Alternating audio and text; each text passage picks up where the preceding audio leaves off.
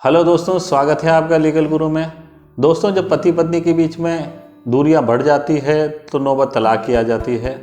तलाक लेने के दो तरीके होते हैं, एक वो जिसमें एक पक्षकार तलाक देने के लिए तैयार रहता है और दूसरा पक्षकार तलाक देने के लिए तैयार नहीं रहता, और दूसरा जिसमें दोनों पक्ष तलाक देने के लिए तैयार रहते हैं, जिसे कहते हैं आपसी सहमति से तलाक। दोस्तों, एक पक्ष द्वारा जो तलाक लेने के संबंध में पिछले वीडियो में हमने बताया था। आज के इस वीडियो में जानेंगे कि दोनों पक्ष मिलकर आपसी सहमति से यानी कि म्यूचुअल कंसेंट से डिवोर्स कैसे लिया जाता है। आइए देखते हैं।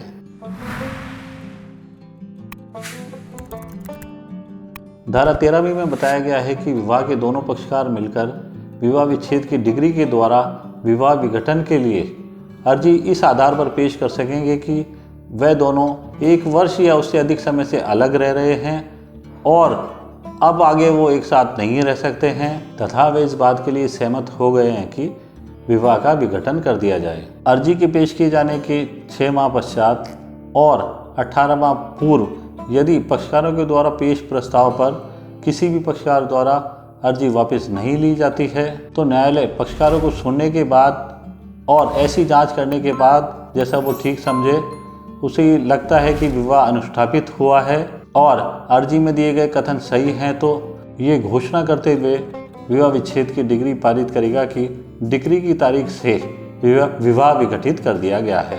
दोस्तों, आपसी सहमति से तलाक के लिए कुछ आवश्यक शर्तें हैं, जैसे पति पत्नी दोनों 1 साल या उससे अधिक समय से अलग रह रहे हों। अलग रहने का मतलब है दोनों के बीच में जो है पति पत्नी के रिलेशन नहीं होने चाहिए। दूसरा, वो साथ साथ रहने के लिए समर्थ नहीं हों। और तीसरा है, उन्होंने पारस्परिक सहमति के द्वारा विवाह को विघटन करने के लिए अपनी सहमति दे दी हो। इस तरह की याचिका पेश करने वाले किसी भी पक्षकार को जो निर्धारित अवधि है उसमें याचिका को वापस लेने का पूरा अधिकार है। दोस्तों, विवाह के 1 वर्ष के अंदर इस तरह की कोई याचिका म्यूचुअल कंसेंट से डाइवोर्स की पेश नहीं की जा सकती। दोस्तों, इस तरीके की जो पिटीशन या तलाक के लिए दोनों पक्षों को पहले अपने कुछ इश्यूज होते हैं उनको तय करना रहता है, जैसे कि बच्चों की कस्टडी किसके पास रहेगी, बच्चों का भरण पोषण कौन करेगा, जो है पत्नी है उसका भरण पोषण कैसे होगा, या एक मुश्त भरण पोषण दिया जाएगा, या कोई प्रॉपर्टी पत्नी के नाम से ली है तो वो प्रॉपर्टी किस तरह से वापस आएगी या वो पत्नी के पास ही रहेगी। इस तरह के कई जो इश्यूज़ होते हैं उनको पहले तय किया जाता है। दोनों के बीच में एक MOU तैयार किया जाता है। वो MOU उसमें सारी कंडीशंस लिखी हुई रहती है कि पत्नी के द्वारा कोई मुकदमा पति के विरुद्ध किया गया है तो उसको वापस ले लेंगे।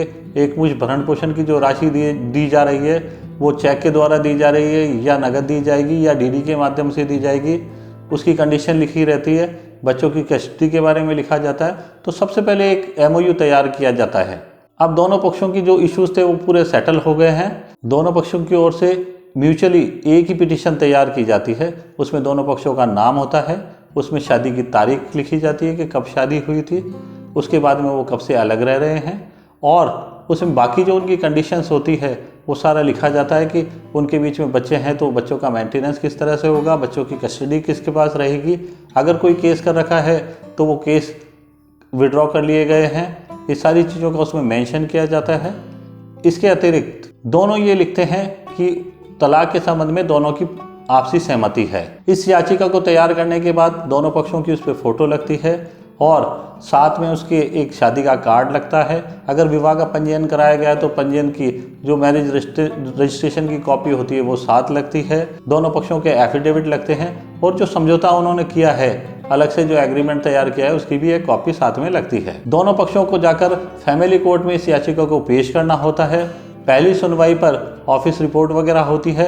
उसके बाद में कोर्ट उनसे पूछती है कि आप क्यों अलग होना चाहते हो, आपके बीच में कोई इश्यूज़ तो बाकी नहीं रह गया है। तो कोर्ट को बताना पड़ता है कि भाई हमारे बीच में सारे इश्यूज़ तय हो गए हैं और हमारे बीच में ये कंडीशंस हैं और हम आगे साथ नहीं रह सकते और हम दोनों आपसी सहमति से तलाक चाहते हैं। कोर्ट उनसे सवाल पूछने के बाद उन्हें 6 माह की सोचने समझने की तारीख देता है और 6 माह बाद में दोबारा से उन दोनों पक्षों की सुनवाई होती है। कोर्ट फिर उनका एक बार समझौता कराने की कोशिश करता है कि आप लोग अभी उस बात पे कायम हो या वापस अपना घर बसाना चाहते हो।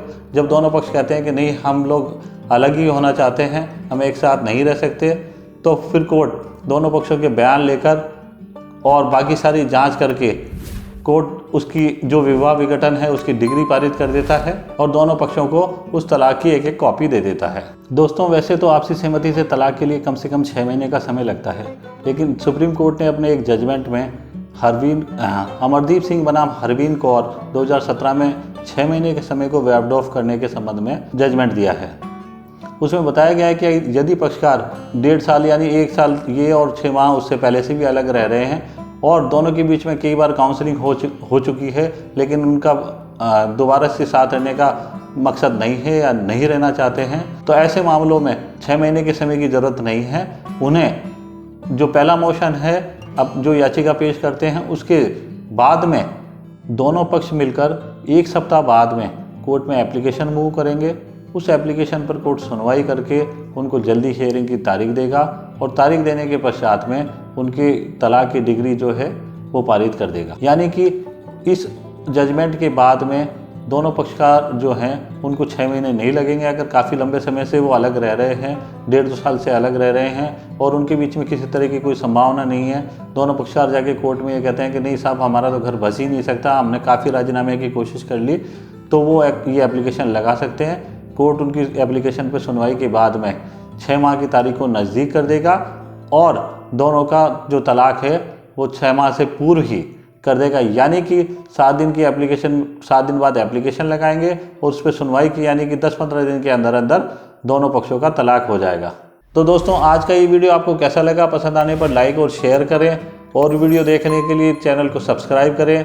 नई वीडियो के नोटिफिकेशन के लिए बेल आइकन को प्रेस करें। अगर आप फेसबुक पे वीडियो देख रहे हैं तो पेज को फॉलो करें। जय हिंद।